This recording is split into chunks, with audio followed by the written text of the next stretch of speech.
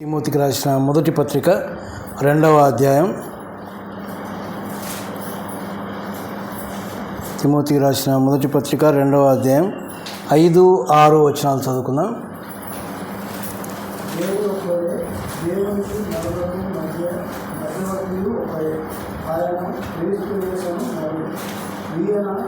అందరి కొరకు విమోచన దయమానంగా సమర్పించుకున్నాను.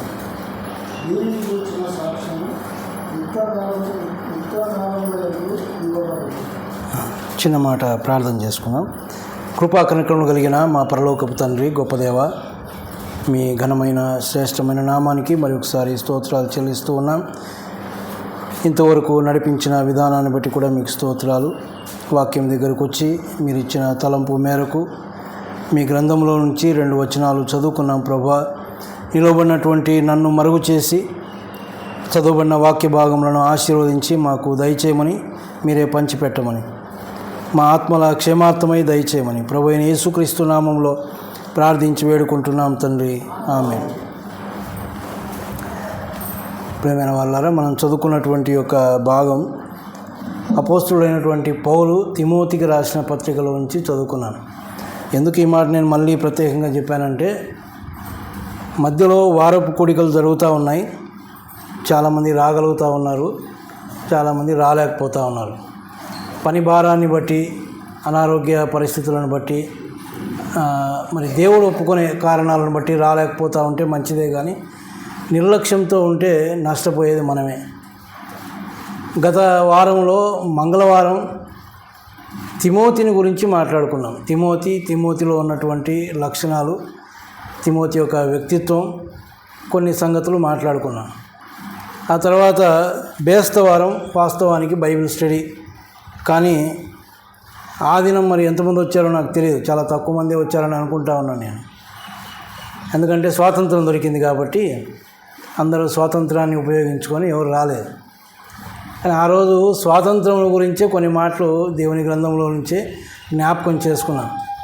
అపోస్తులైన పౌలు కొరింథీయులకు రాస్తూ మరి మొదటి పత్రికలో 6వ అధ్యాయం 12వ వచనంలో, తర్వాత 10వ అధ్యాయం 23వ వచనంలో కొన్ని సంగతులు రాశాడు. మనకు అన్ని విషయంలో స్వాతంత్రం కలదు, కానీ అన్నీ చేయదగినవి కావు. అన్నిటి యందు స్వాతంత్రం ఉంది, కానీ అన్నీ మనం లోపరుచుకొనకూడదు అని. మరి ఒక స్థలంలో 10వ అధ్యాయం 23వ వచనంలో అన్నీ క్షేమాభివృద్ధి కలగజేయవు అన్నాడు.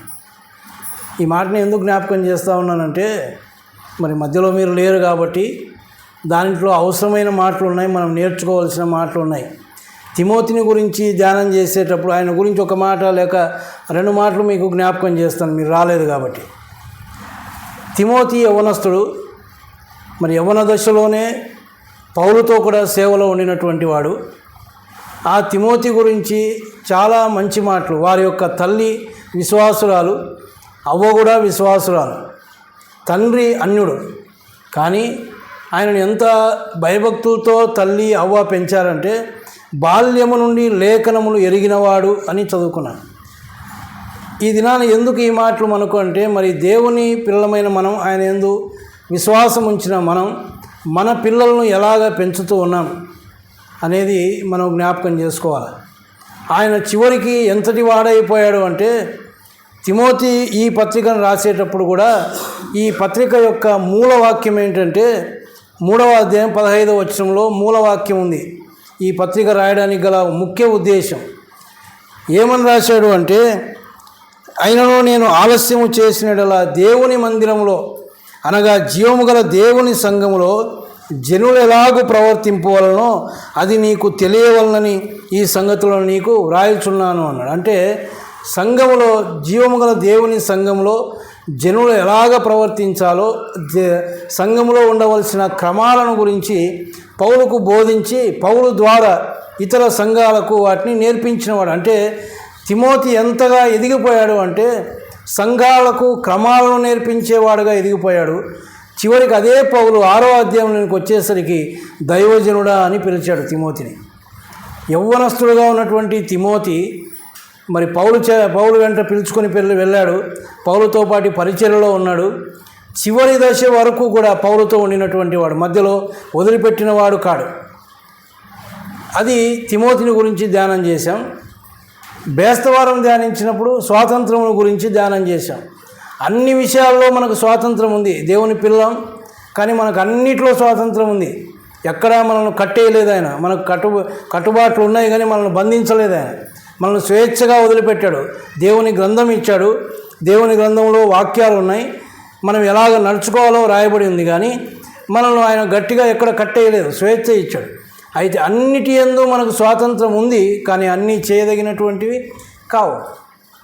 తర్వాత అన్నిటి యందు స్వాతంత్రం ఉంది, కానీ అన్నిటి చేత లోపరుచుకోనకూడదు. సాతానుడు అనేక విషయాల్లో మనం లోపరుచుకోవాలని చూస్తుంది, కానీ వానికి మనం లోబడకూడదు. అన్నీ క్షేమాభివృద్ధి కలగజేయవు, మన ఆత్మకు అన్నీ క్షేమాభివృద్ధి కలగజేయవు, మన ఆత్మీయ జీవితాలకు అన్నీ మేలుకరమైనవి కావు. అన్నిటి యందు మనకు స్వాతంత్రం ఉంది, కానీ అన్నీ కూడా మన క్షేమాభివృద్ధి కలగజేయవు. ఈ సంగతులను జ్ఞాపకం చేసుకున్నాం. దాని గురించి నేను ఎక్కువగా మాట్లాడితే మనం ఈ అంశాన్ని మాట్లాడుకోలేం కనుక ఈ దినాన మనం చదువుకున్నటువంటి వాక్య భాగంలో అదే తిమోతికి రాస్తూ పౌలు ఏమన్నాడంటే, 2వ అధ్యాయం అంతా మనం ఆలోచన చేస్తే 2వ అధ్యాయంలో 4 సంగతులు మనకు కనిపిస్తాయి. ఒకటి, మొదటి నుంచి 4 వచనాల్లో మన కోరిక, తర్వాత దేవుని యొక్క కోరిక రెండు నెరవేర్చబడాలంటే ఏం చేయాలో, మన కోరిక దేవుని కోరిక రెండు నెరవేర్చబడాలంటే ఏమి చేయాలో మొదటి నుంచి 4 వచనాలు మీరు ఇంటికి పోయి చదువుకుంటే అర్థమవుతుంది. మనకు కొన్ని కోరికలు ఉన్నాయి, దేవుడికి కూడా మన పట్ల కోరికలు ఉన్నాయి. అవి నెరవేర్చబడాలంటే మనం ఏం చేయాలో అక్కడ చూస్తాం. తర్వాత మనం ఇప్పుడు చదువుకున్న 5, 6 వచనాల్లో దేవునికి మనుషులకు మధ్యవర్తి అయినటువంటి క్రీస్తు యేసును గురించి మనం చదువుకున్నాం. మధ్యవర్తి అయినటువంటి క్రీస్తు యేసు అక్కడ కనబడుతూ ఉన్నాడు. తర్వాత 7వ వచనంలో అన్యజనులకు అపోస్తలుడుగా ఉండినటువంటి పౌలు, అపోస్తలుడు అంటే పంపబడినవాడు అని, అంటే అన్యజనులకు కొరకు ఆయన పంపబడ్డాడు. అన్యజనులకు సువార్త అందించడానికి పంపబడినటువంటి పౌలు గురించి 7వ వచనంలో మనం చూస్తాం. తర్వాత 8 నుంచి 15 వచనాలు మనం చూస్తే అక్కడ సంఘములో స్త్రీ, సంఘంలో పురుషుని యొక్క ఒక పని లేక ప్రవర్తన గురించి మనం చూస్తాం. అంటే స్త్రీ పురుషుల యొక్క పని ఏమిటి, ప్రవర్తన ఎలా ఉండాలి అనే సంగతులు ఈ యొక్క 8 నుంచి 15 వచనాలు. మరి పౌలు ఇవన్నీ కూడా ఎవరికి రాస్తూ ఉన్నాడంటే యవ్వన దశలో ఉన్నటువంటి తిమోతికి. యవనస్తుడే, కానీ బాల్యం నుంచి లేఖనాలు ఎరిగినవాడు, పౌలుతో పాటి పరిచారం చేస్తూ ఉండినటువంటి వాడు, పౌలుతో పాటి చెరసాల్లో ఉన్నటువంటి వాడు, ఇలాంటి శ్రమలన్నీ అనుభవించినటువంటి వాడు, అదే సమయంలో ఆయనతో కూడా ఉంటూ దేవుని యొక్క వాక్యాన్ని క్షుణ్ణంగా తెలుసుకున్నటువంటి వాడు. మరి పౌలు ఎంతగా పనిచేశాడో అంతగా పనిచేశాడు. అందుకే అంటాడు నా జత పనివాడు అన్నాడు. జత పనివాడు అయ్యేంతగా మరి తిమోతి పనిచేసినట్టుగా మనం చూస్తూ ఉన్నాం. మంచిది. మరి మనం చదువుకున్నటువంటి యొక్క భాగంలో మధ్యవర్తిగా ఉన్నటువంటి మన ప్రభు అయిన యేసుక్రీస్తును గురించి మనం చదువుతూ ఉన్నాం. ఆయన దేవునికి నరులకు మధ్యవర్తి అని ఆయన గురించి చూస్తూ ఉన్నాం. దేవుడు ఒక్కడే, దేవునికి నరులకును మధ్యవర్తి ఒక్కడే. దేవుడు ఒక్కడే, అనేకులు లేరు. దేవుడు ఒక్కడే. మనుష్యులకు దేవునికి మధ్యవర్తి కూడా ఒక్కడే, అనేకులు లేరు అనే సంగతిని ఆయన జ్ఞాపకం చేస్తూ ఉన్నాడు. ఆ మధ్యవర్తి ఎవరో కూడా రాస్తూ ఏమన్నాడు, ఆయన క్రీస్తు యేసును నరుడు అన్నాడు. క్రీస్తు అంటే అభిషక్తుడు, యేసు అంటే రక్షకుడు. క్రీస్తు అంటే మరి దైవ స్వరూపం కలిగిన వాడు, యేసు అంటే మానవునిగా జన్మించినటువంటి వాడు. ఈయన దేవుని యొక్క సన్నిధిలో ఉంటూ, పరలోక రాజ్యంలో ఉండి పరలోకంలో ఉంటూ పరలోకపు సంగతులు ఎరిగినటువంటి వాడు ఎవరు, మన ప్రభు అయిన యేసుక్రీస్తు. దేవుడు ఎవరో, పరలోక రాజ్యం ఎలా ఉంటుందో ఎరిగినటువంటి వాడు ఈ యొక్క ప్రభు అయిన యేసుక్రీస్తు. అలాగే మానవునిగా, యేసుగా, రక్షకునిగా ఈ లోకానికి వచ్చి ఈ మానవుల మధ్యలో 33.5 సంవత్సరాలు జీవించి మానవుల యొక్క స్థితి ఎరిగినవాడు, మానవుల యొక్క మనస్సు ఎరిగినవాడు. కాబట్టి మధ్యవర్తి అనేవానికి ఉండాల్సిన లక్షణాలు యేసు ప్రభువులో ఉన్నాయి. ఒకడు మధ్యవర్తిత్వం వహించాలి అంటే ఇరువైపులా సంగతులను తెలిసి ఉండాలి. ఒకవైపు తెలుసుకొని మధ్యవర్తిత్వం ఎవడు చేయలేడు. రెండు వైపుల సంగతులు తెలిస్తేనే మధ్యవర్తిత్వం చేయగలడు. ఈ మన ప్రభు అయిన యేసుక్రీస్తు పరలోకపు సంగతులు తెలుసు, దేవుని యొక్క మనసు తెలుసు, అదే సమయంలో మానవుని యొక్క స్థితి తెలుసు, మానవుని యొక్క మనసు తెలుసు. 33.5 సంవత్సరాలు అందుకోసమే ఈ లోకంలో జీవించాడు ఆయన. ఈ లోకంలో జీవించి ఆయన మన కొరకై మరణించి సమాధి చేయబడి ఇప్పుడు ఎక్కడున్నాడు? దేవుని దగ్గర ఉన్నాడు. మధ్యవర్తిగా ఆయన చేయవలసినటువంటి కార్యం ఆయన చేశాడు. మరి ఇప్పుడు దేవుని దగ్గరికి ఆయన వెళ్ళి దేవుని దగ్గర ఆయన ఉన్నాడు. మరి ఈ యొక్క మధ్యవర్తిని గురించి మనం కొన్ని సంగతులు ఆలోచన చేస్తే, మరి మధ్యవర్తి మనకు అవసరమా, మధ్యవర్తి యొక్క అవసరత ఏంటి అని ఆలోచన చేసినప్పుడు మనకు బాగా తెలిసినటువంటి ఒక వాక్య భాగం ఉంది. రోమీలకు రాసిన పత్రిక 3వ అధ్యాయం 23వ వచనం ఏమనుంటుంది? నేను కొంచెం చెప్తే మీరు ముందుకెళ్ళిపోతారు. ఏ భేదమును లేదు, అందరూ పాపం చేసి దేవుడు అనుగ్రహించు మహిమను పొందలేకపోతా ఉన్నారు. అందరూ పాపం చేసి దేవుడు అనుగ్రహించే మహిమను పొందలేకపోతూ ఉన్నారు. అదే సమయంలో మరొక మాట చూడండి, యెషయా గ్రంథం 59వ అధ్యాయం, యెషయా గ్రంథం 59వ అధ్యాయం 2వ వచనం, మీ పాపములు ఆయన ముఖమును మీకు మరుగుపరచెను అన్నాడు. ఆ పైనే మొదటి వచనం చివరి భాగంలో మీ దోషములు మీకును మీ దేవునికి అడ్డముగా వచ్చెను. దేవునికి మనుషులకు మధ్యన ఏముంది? మన దోషములు అడ్డుగా వచ్చాయి, మన పాపములు ఆయన ముఖాన్ని దాచివేసాయి. దేవునికి మనుషునికి మధ్యలో అడ్డుగోడ ఉంది. వీరిద్దరి మధ్యన సమాధానం లేదు. ఈ యొక్క పరిస్థితి వలన మధ్యవర్తి అవసరత వచ్చింది. దేవునికి నరులకు మధ్యన పాపం పెరిగిపోయింది. నరులు పాపం చేసి వారి యొక్క దోషములే వారికి అడ్డంగా ఉన్నాయి. వారి పాపములు ఆయన ముఖాన్ని మరుగు చేశాయి. ఆ దేవుడు అనుగ్రహించే మహిమను పొందలేకపోతూ ఉంటే వీరిద్దరిని ఇప్పుడు సమాధానపరచాలి. ఎందుకు సమాధానపరచాలి? ఎందుకు ఆ అవసరత అంటే దేవుని యొక్క ఉద్దేశం అది. దేవుడు మానవుణ్ణి చేయుటలో గల ఉద్దేశం ఉదయం కూడా జ్ఞాపకం చేసుకున్నాం, చాలాసార్లు జ్ఞాపకం చేసుకుంటాం. ఆయన మొట్టమొదటి మానవుని సృష్టి చేసినప్పుడు మన స్వరూపమందు మన పోలిక చొప్పున నరుని చేయుదము అన్నాడు. దేవుని యొక్క స్వరూపంలో మనుషుని చేసుకున్నాడు. ఎందుకు చేసుకున్నాడు? వాడు తనతో ఉండాలని. ఆ యొక్క తోటలో ప్రతి దినము వచ్చి చల్లటి పూట వచ్చి వారితో సహవాసం చేసేవాడు. అది దేవుని యొక్క ఇష్టం. అందుకోసం మానవుని సృజించుకున్నాడు. కానీ ఆ మానవుడు దేవుని యొక్క ఆజ్ఞను అతిక్రమించి పాపం చేసి దూరం అయిపోయాడు. ఇప్పుడు ఆ మానవునికి దేవునికి మధ్యన ఏ సంబంధం లేదు, దూరం అయిపోయారు. వీరిని ఇప్పుడు సమాధానపరచాలి అంటే వీరికి ఒక మధ్యవర్తి అవసరం. అయితే ఈ మధ్యవర్తి ఎలాంటి వాడై ఉండాలి? వీడు దేవుని సంగతులు ఎరిగిన వాడై ఉండాలి. అదే సమయంలో మానవుని సంగతులు కూడా ఎరిగిన వాడై ఉండాలి. దేవుని మనసు తెలిసి ఉండాలి, మానవుని యొక్క మనసు కూడా తెలిసి ఉండాలి. మరి యేసు ప్రభు ఎవరు? ఆయన గురించి క్రీస్తు అని మనం చదువుకున్నాం. ఆయన అభిషక్తుడు, ఆయన అభిషేకించబడినవాడు, ఆయన దేవునితో సమానంగా ఉన్నటువంటి వాడు, దేవునితో కూడా ఉన్నటువంటి వాడు. దేవుని సంగతులు తెలుసు, మంచిదే. కానీ మానవుల సంగతులు తెలాలంటే ఏం చేయాలి? ఆయన మానవునిగా రావాల్సి వచ్చింది. ఆ యొక్క ఉన్నతమైన స్థితిని వదిలిపెట్టి ఈ లోకంలో ఒక మానవునిగా జన్మించాడు. ఆయన జన్మించడం మాత్రమే కాదు, 33.5 సంవత్సరాలు ఈ లోకంలో మనుషులతో పాటు ఆయన ఉన్నాడు. ఈ మనుషుల యొక్క ప్రతి విషయం ఆయనకు తెలుసు. మనుషుల యొక్క బలహీనతలు తెలుసు. మనుషుని యొక్క స్థితిగతులన్నీ ఎరిగినటువంటి వాడు.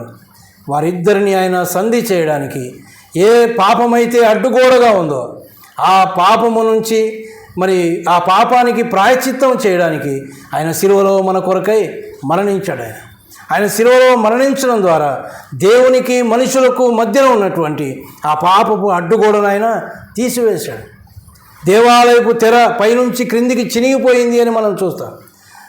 ఆయన దగ్గరికి ప్రవేశించడానికి ఆయన మనకు అధికారం ఇచ్చాడు. మరి ఇది ఒక్కటేనా ఆయన చేసింది అంటే, మధ్యవర్తిగా ఆయన ఉంటూ నేటికి కూడా ఆయన మధ్యవర్తిత్వం వహిస్తూ ఉన్నాడు. ఏ ఏ విషయాల్లో దేవుడు ఇంకా మధ్యవర్తిత్వం వహిస్తూ ఉన్నాడు, లేక మన ప్రభు అయిన యేసుక్రీస్తు ఏ ఏ విషయాల్లో మన కొరకు మధ్యవర్తిత్వం వహిస్తూ ఉన్నాడో దేవుని గ్రంథంలో నుంచి మనం చూస్తే చూడండి, లూకాసు వార్త 22వ అధ్యాయం, లూకాసు వార్త 22వ అధ్యాయం 32వ వచనం. నీ నమ్మిక తప్పిపోకుండానట్లు నేను నీ కొరకు వేడుకొంటిని, నీ మనస్సు తిరిగిన తర్వాత నీ సహోదరులను స్థిరపరచుమని చెప్పాను. ఇక్కడ ప్రభు అయిన యేసుక్రీస్తు శిలువకు వెళ్ళక పూర్వం మరి సీమోను పేతురు గురించి రాస్తూ ఉన్నాడు.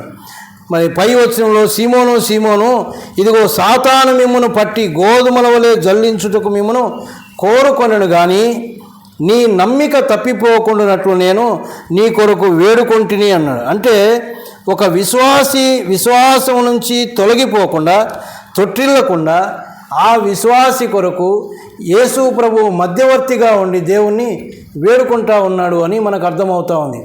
యేసు ప్రభు శిష్యుడు ఈ పేతురు, కానీ ఆయన యొక్క నమ్మిక తప్పిపోకుండానట్లు ఈయన దేవుని వేడుకుంటా ఉన్నాడు. ఈనాడు మన కొరకు కూడా ఆయన వేడుకుంటా ఉన్నాడు.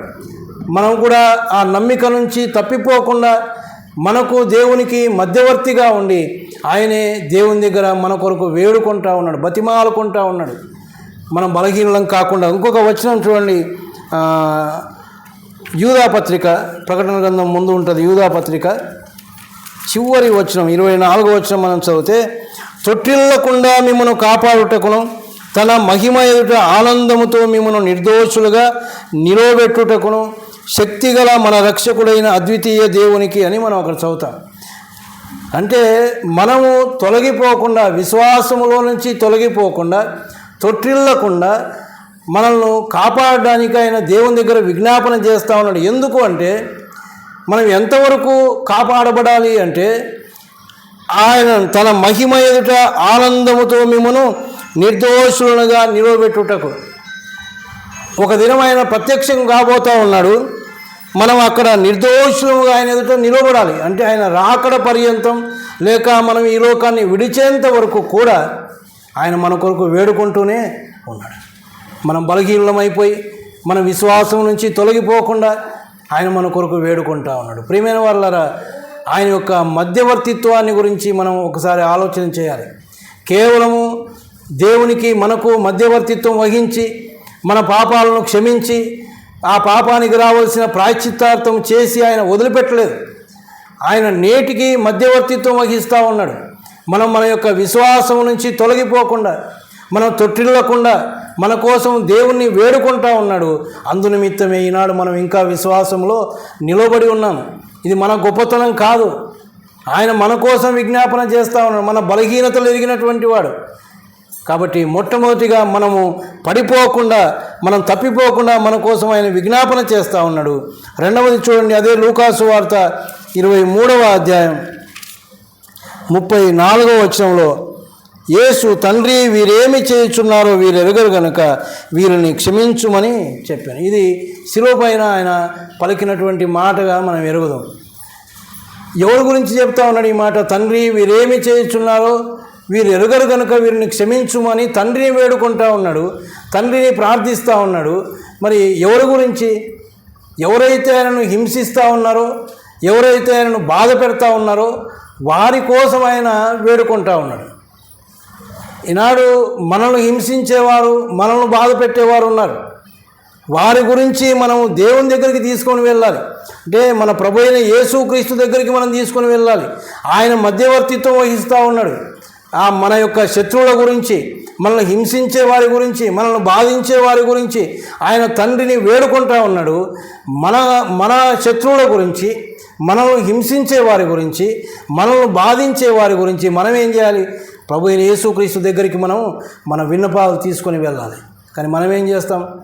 మనం హింసించే వారిని గురించి, మనం బాధించే వారి గురించి మనమే బాధ్యత తీసుకొని మనం కూడా హింసించి, మనం కూడా బాధించి, మనం కూడా మన నోటికి వచ్చినట్టు మాట్లాడి మన యొక్క ఆత్మీయ జీవితాన్ని పాడు చేసుకుంటా ఉన్నాం.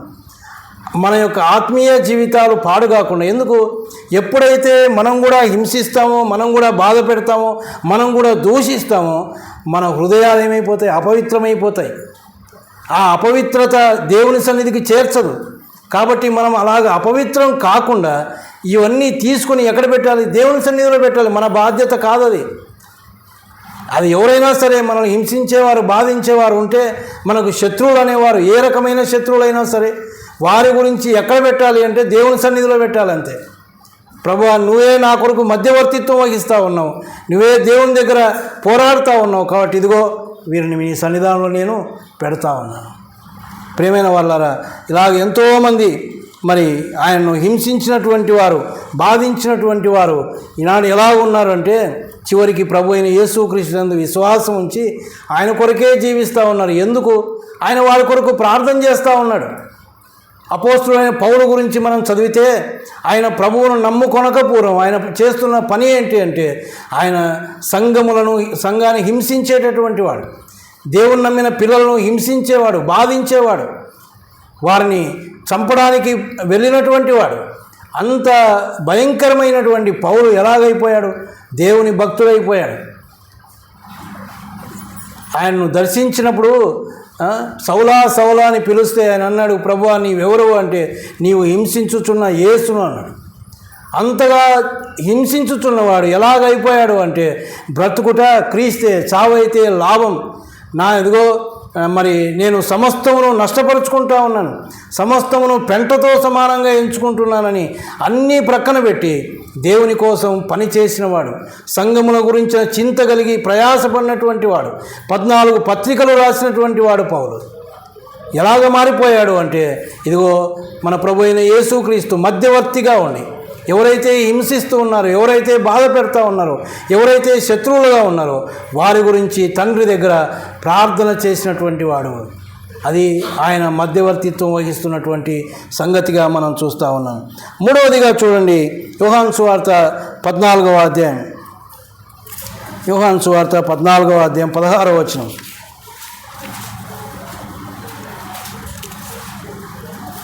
నేను తండ్రిని వేడుకొందును, మీ వద్ద ఎల్లప్పుడూ నుండుటకై ఆయన వేరొక ఆదరణకర్తను అనగా సత్యస్వరూపియగు ఆత్మను మీకు అనుగ్రహించును అన్నాడు.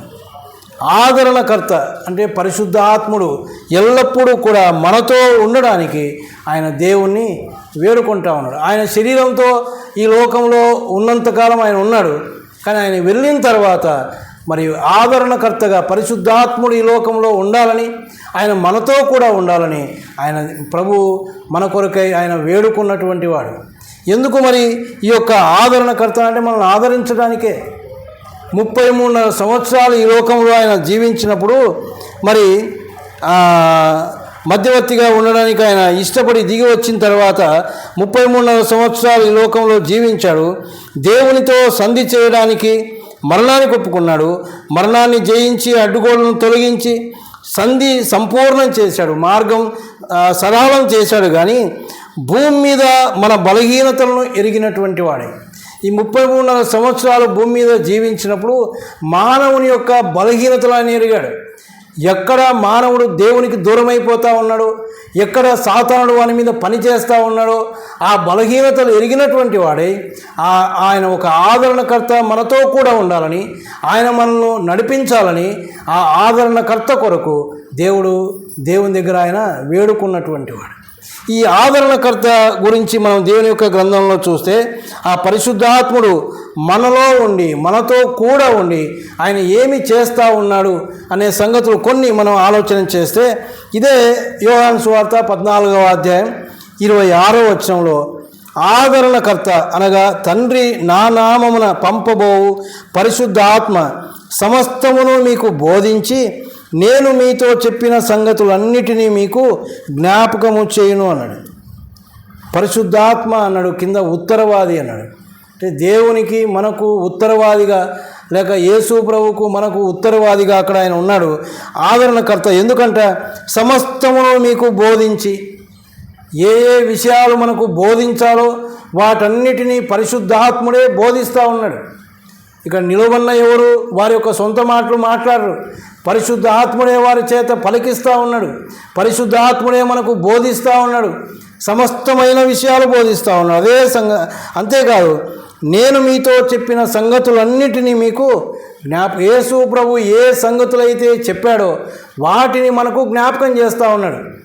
మనం ఎప్పుడైనా బలహీనమైనప్పుడు మనలో నుంచి కదా పరిశుద్ధాత్మను మనకు బోధిస్తూ ఉంటాడు. ఇదిగో నువ్వు చేస్తున్నది తప్పు, నువ్వు దేవుని నమ్ముకున్నావు, ఇదిగో నువ్వు బలలో చేయి వేస్తూ ఉన్నావు, నువ్వు చేస్తున్నది తప్పు ఇది అని మనల్ని హెచ్చరిస్తూ ఉంటాడు.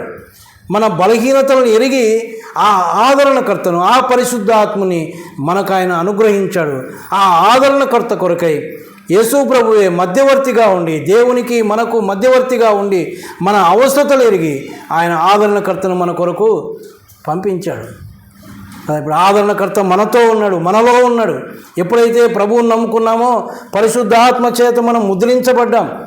పరిశుద్ధాత్మని చేత దినదినము మనం నింపబడాలి. ఆయన యొక్క అధికారంలో మనం ఉండాలి అంటే దేవుని యొక్క వాక్యం దగ్గరికి మనం రావాలి, దేవునితో సహవాసం చేయాలి. అప్పుడే పరిశుద్ధాత్మని యొక్క నింపుదల మనం పొందుకుంటాం.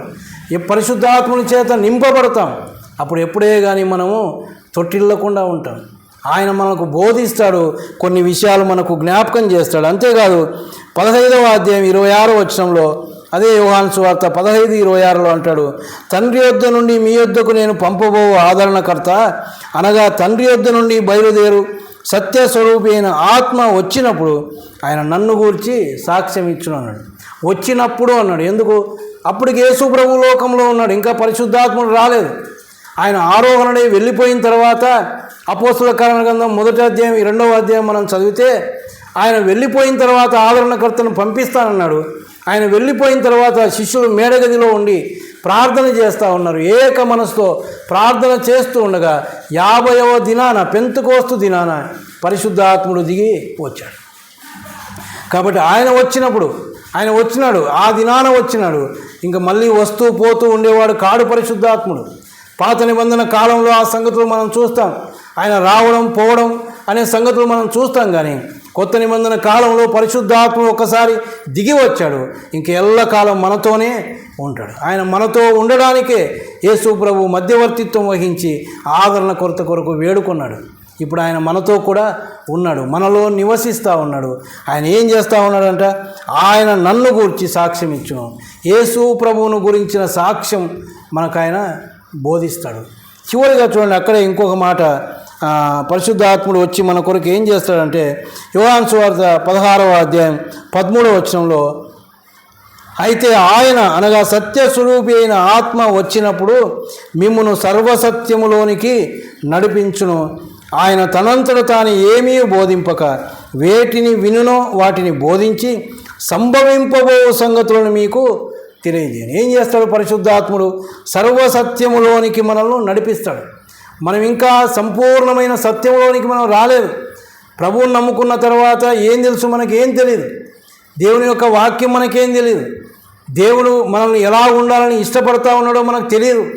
దేవుని వాక్యం ఏం చెప్తా ఉందో మనకు తెలియదు. కానీ పరిశుద్ధాత్ముడు తన కార్యాన్ని జరిగించి తన యొక్క దాసుల ద్వారా మనకు బోధించి మనల్ని సర్వసత్యములోనికి నడిపిస్తాడు. సంపూర్ణమైన సత్యములోనికి ఆయన నడిపించేవాడుగా ఉన్నాడు. అంతేకాదు ఇంకొక మాట ఏమన్నాడు? సంభవింపబో సంగతులను మీకు తెలియజేస్తాడు. ఏవైతే జరగబోతా ఉన్నాయో ముందుగానే మనకు తెలియపరుస్తాడు. జరగబోయే సంగతులు కదా, ప్రకటన గ్రంథం అంతా చదివితే జరగబోయే సంగతులు ఏంటో అక్కడ రాసి పెట్టాడు ఆయన. అవి మనకు బోధిస్తూ ఉన్నాడు. యేసు ప్రభు వస్తాడు కదా, మళ్ళీ రాబోతూ ఉన్నాడు, అది జరగబోయే సంగతి. అది ముందుగానే మనకు ఆయన బోధపరుస్తూ ఉన్నాడు. ఆ యొక్క సమయం వచ్చినప్పుడు, ఆయన మధ్యాకాశానికి వచ్చినప్పుడు మనం ఎలా ఉండాలో కూడా ఆయన ముందుగానే బోధిస్తూ ఉన్నాడు. మనం నిర్దోషులముగా నిష్కపటులముగా ఆయన ఎదుట నిలబడాలి, అది కూడా మనకు ఆయన ముందుగానే బోధిస్తూ ఉన్నాడు. లేకపోతే మనం సిద్ధపడలేము. సంభవింపబో సంగతులను కూడా ఆయన మనకు తెలియజేస్తూ ఉన్నాడు. ఆయన రాకడ ముందు ఏం జరుగుతుందో కదా, అనేకమైన సంగతులు ఉన్నాయి, వాటన్నిటిని ఆయన బోధిస్తూ ఉన్నాడు. కాబట్టి ఈ యొక్క ఆదరణకర్త మనకు అవసరం, మనతో కూడా ఉండాలి, మనను సర్వసత్యంలోనికి నడిపించాలి, మనకు అనేక సంగతులు బోధించాలి, యేసుక్రీస్తుని గురించిన సాక్ష్యం ఇవ్వాలి. కాబట్టి ఆయన ఏం చేశాడు? ఆయన దేవుని దగ్గర వేడుకుంటా ఉన్నాడు, మీకు ఆదరణకర్తను పంపించమని. మనకు ఆదరణకర్తను ఎల్లప్పుడూ మనతో ఉండడానికి ఆయన మధ్యవర్తిగా ఉండి దేవుణ్ణి వేడుకున్నాడు.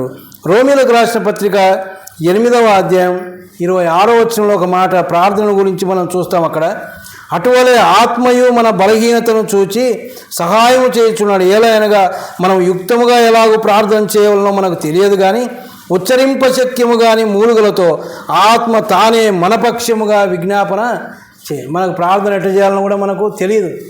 కానీ పరిశుద్ధాత్ముడు మనలో ఉండి మనకు ప్రార్థన నేర్పిస్తూ ఉన్నాడు. మన పక్షముగా ఆయనే విజ్ఞాపన చేస్తూ ఉన్నాడు.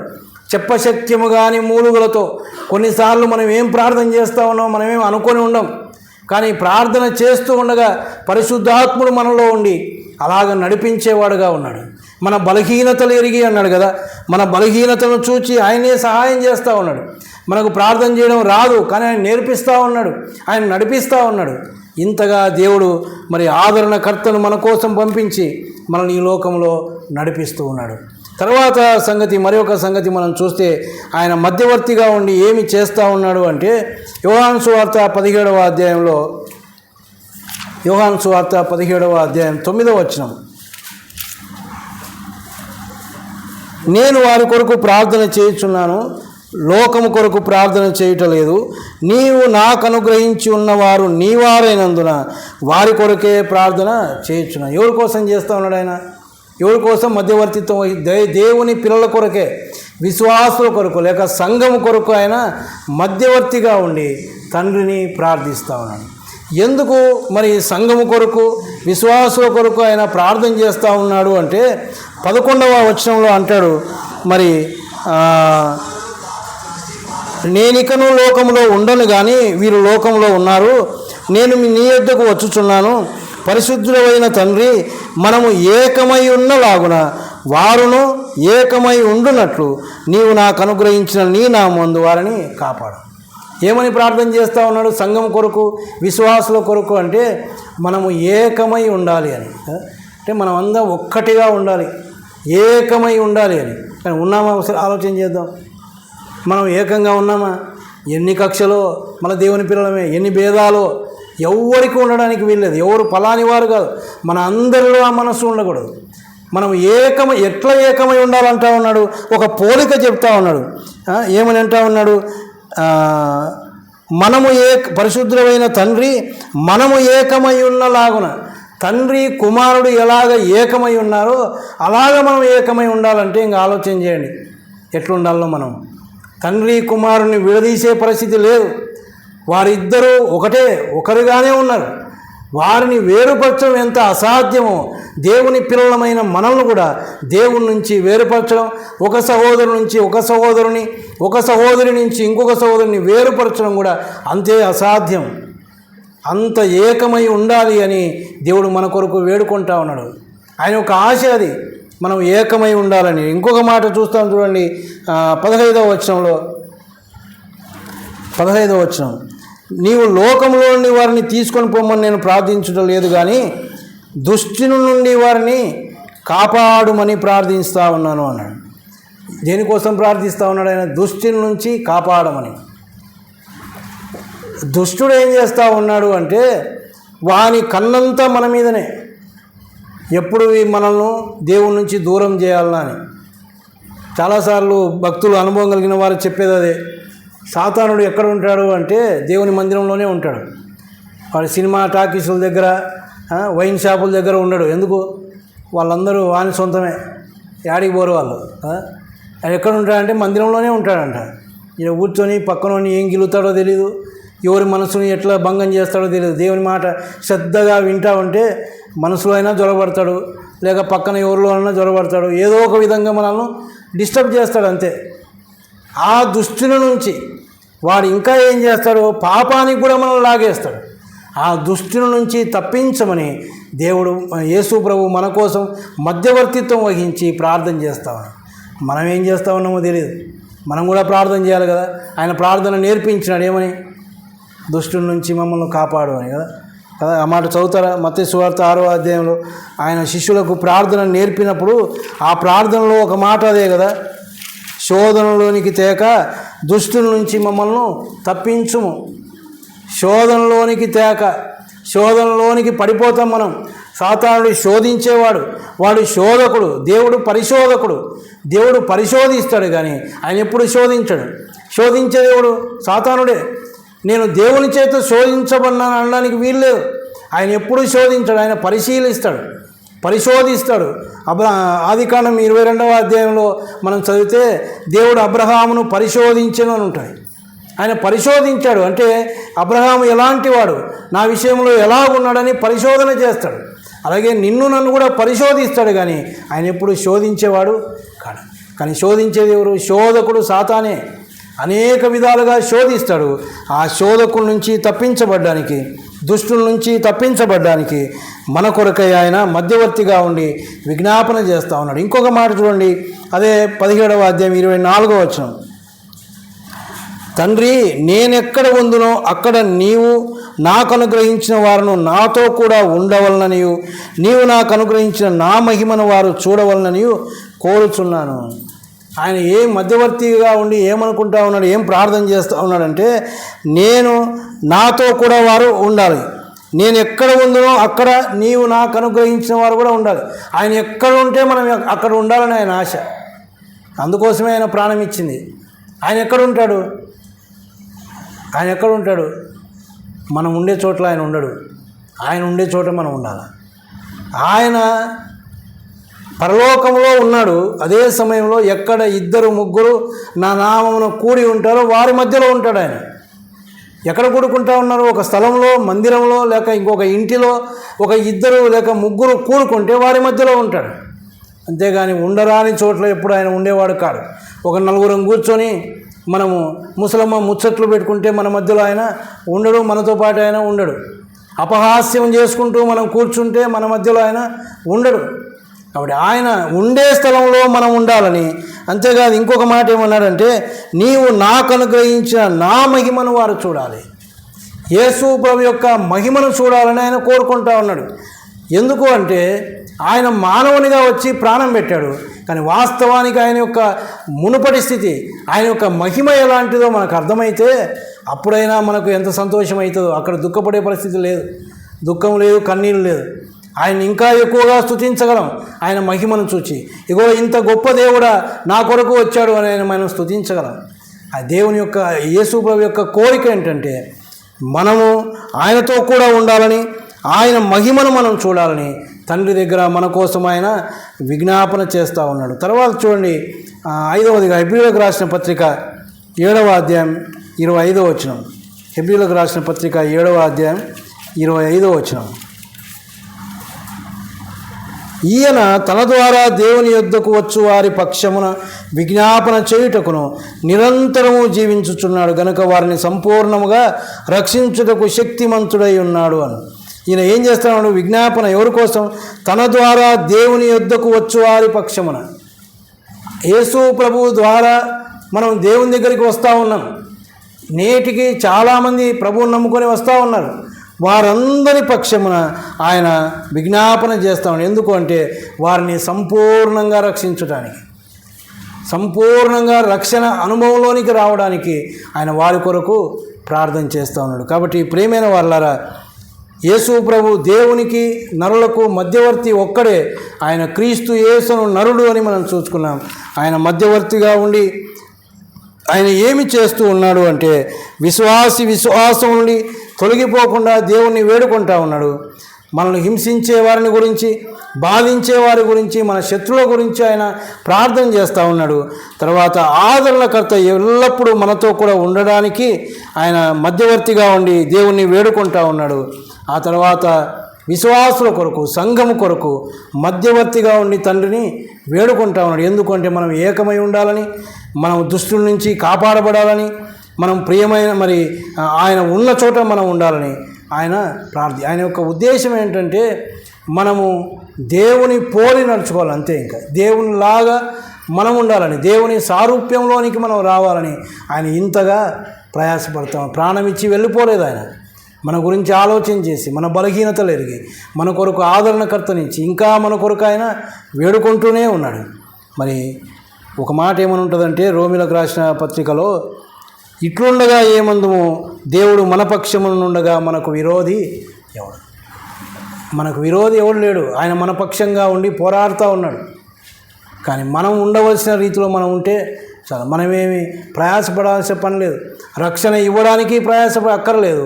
మనం ఇప్పుడు ఆత్మీయ జీవితం ఒకటే మనం చేయాల్సింది, ఆయనకు అప్పగించుకోవాలంతే. ఆయన బిడ్డలంగా ఆయనకు సమర్పించుకుంటే చాలు.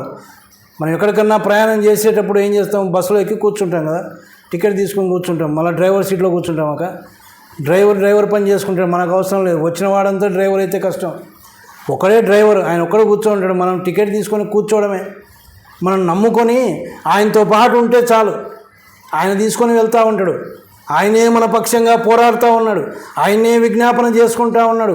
ఆయనే మన బలహీనతలు ఎరిగి మనకు ప్రార్థన చేయడం కూడా రాకపోతే ఆయనే ప్రార్థన నేర్పిస్తూ ఉన్నాడు. చివరికి మనల్ని నిర్దోషులుగా నిష్కపటులుగా ఆయన సన్నిధిలో నిలబెట్టడానికి మనల్ని ఆయన ఆ యొక్క స్థితికి మనల్ని తీసుకొని వస్తూ ఉన్నాడు దేవుని యొక్క వాక్యము ద్వారా. ఇంత గొప్ప యేసు ప్రభు మనకు మధ్యవర్తిగా ఉన్నాడు. దేవుడు ఒక్కడే, దేవునికి మనుషులకు మధ్యవర్తి కూడా ఒక్కడే. మనం ఏం చేయాలి ఇప్పుడు? ఆ మధ్యవర్తిత్వానికి మనం ఒప్పుకోవాలంతే. ప్రభువా, నువ్వే నాయన నాకు మధ్యవర్తివి, నువ్వే నాకు సమస్తం అని ఆయన దగ్గర మనం లొంగితే చాలు, ఆయన చూసుకుంటాడు. ఆ ఒక్క పనే మనం చేయలేకపోతూ ఉన్నాం. ఆయన వదిలిపెట్టిపోతూ ఉంటాం. రక్షించిన ఆ ప్రభువును వదిలిపెట్టిపోతాం. కానీ ఆయన్ని హత్తుకొని మనం జీవించగలిగితే, నీవే నాకు దిక్కు ప్రభువా, నువ్వే నా పక్షంగా ఉన్నావు, నీవు నా పక్షముగా ఉండగా నాకు విరోధి ఎవడు అని ఆయన మన పక్షముగా ఉన్న సంగతిని గ్రహించి ఆయన మధ్యవర్తిత్వానికి మనం ఒప్పుకుంటే ఆయనే సమస్తమును జరిగించేవాడుగా ఉన్నాడు. కాబట్టి అలాగ ఆయన మధ్యవర్తిత్వానికి ఒప్పుకొని ఆయన పిల్లలుగా ఈ లోకంలో జీవిస్తూ ఒక దినం ఆయన వచ్చినప్పుడు సంతోషంగా ఆయనను ఎదుర్కోవడానికి దేవుడు తన కృపను అనుగ్రహించునుగాక. ప్రార్థన చేసుకుందాం. కృపా కనికరము కలిగిన మా పరలోకపు తండ్రి, గొప్ప దేవ, మీ ఘనమైన శ్రేష్టమైన నామానికి స్తోత్రాలు. ఈ ఉదయకాల సమయంలో మీరు అందించిన మాటలను బట్టి మీకు స్తోత్రాలు నాయన. తిమోతికి రాస్తూ దేవుడు ఒక్కడే, దేవునికిని నరులకును మధ్యవర్తి ఒక్కడే, ఆయన క్రీస్తు యేసు అను నరుడు అని మాకు జ్ఞాపకం చేసినందుకై మీకు స్తోత్రాలు నాయన. దేవునికి నరులకు మధ్యవర్తిగా ఉండి ఏ కార్యాలు మీరు జరిగిస్తూ ఉన్నారో, వేటి గురించి దేవుణ్ణి వేడుకుంటూ ఉన్నారో వాటన్నిటినీ మాకు జ్ఞాపకం చేసినందుకై మీకు స్తోత్రాలు. ఇదిగో నాయన, మీరు మా పక్షముగా ఉండగా మాకు విరోధి ఎవడు అన్న సంగతిని మేము జ్ఞాపకం చేసుకొని మీ మధ్యవర్తిత్వానికి మేము ఒప్పుకొని ఈ లోకంలో నమ్మకంగా జీవించడానికి మీ సహాయము దయచేయమని, వెళ్తూ ఉండగా మాతో ఉండమని మా ప్రభువును రక్షకుడైన యేసుక్రీస్తు పేరట ప్రార్థించి వేడుకుంటున్నాము తండ్రి. ఆమేన్.